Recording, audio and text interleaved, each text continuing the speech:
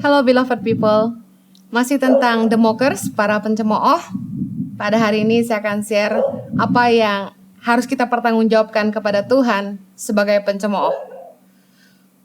Amsal 3 ayat 34 berkata, apabila ia menghadapi pencemooh, maka ia pun mencemooh. Tetapi orang yang rendah hati dikasihaninya.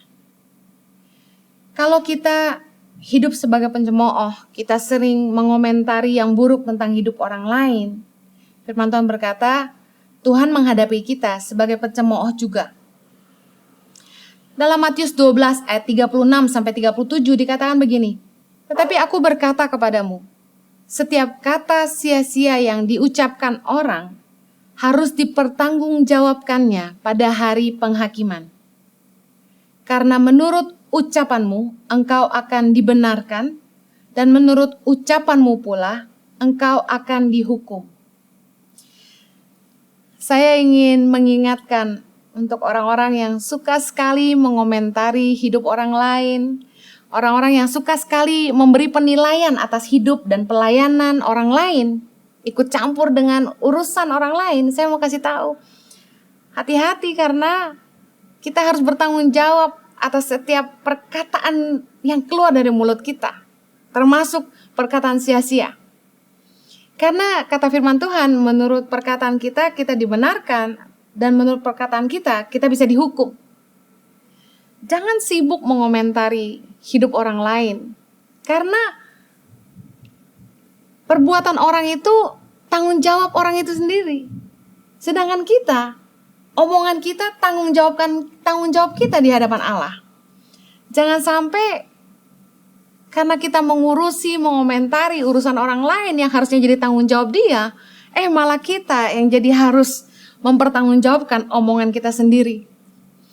Dalam Yakobus 3 ayat 9 sampai 11 dikatakan, dengan lidah kita memuji Tuhan Bapa kita, dan dengan lidah kita mengutuk manusia yang diciptakan menurut rupa Allah. Dari mulut yang satu keluar berkat dan kutuk. Hal ini saudara-saudaraku tidak boleh demikian terjadi. Adakah sumber memancarkan air tawar dan air pahit dari mata air yang sama? Saya percaya kalau orang baik pasti perkataannya baik. Jangan sampai dengan mulut yang sama kita memuji Tuhan, tapi dengan mulut yang sama kita mengutuk orang. Hati-hati dengan perkataan yang keluar dari mulut kita, karena kita akan menuai taburan kita. Banyak orang yang mengalami kesulitan hidup karena mereka kurang bijaksana dengan perkataan mereka. Hati-hati mencemooh orang lain, karena kita juga akan dicemooh sama Tuhan. 1 Petrus 3 ayat 10 bilang begini, siapa yang mau mencintai hidup dan mau melihat hari-hari baik, ia harus menjaga lidahnya terhadap yang jahat dan bibirnya terhadap ucapan-ucapan yang menipu. Kalau kita mau hidup kita baik di bumi, kita harus menjaga perkataan kita. Kita harus menjauhi lidah kita dari mengatakan yang jahat tentang orang lain. Jangan menipu orang lain.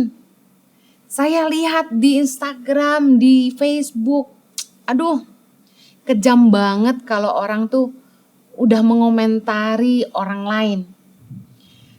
Seenak perut sendiri, menghakimi orang. Kalau kita sadar bahwa perkataan kita ini akan jadi tanggung jawab kita di hadapan Allah satu hari nanti. Saya percaya setiap kita akan lebih bijaksana dan menjaga perkataan yang keluar dari mulut kita.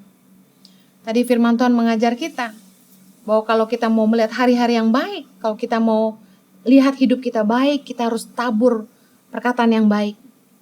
Amsal 21 ayat 23 berkata, siapa memelihara mulut dan lidahnya, memelihara diri daripada kesukaran. Berapa banyak orang yang akhirnya dipermalukan karena perkataannya sendiri. Berapa banyak orang yang akhirnya menyesal karena perkataannya mendatangkan bencana buat dirinya sendiri.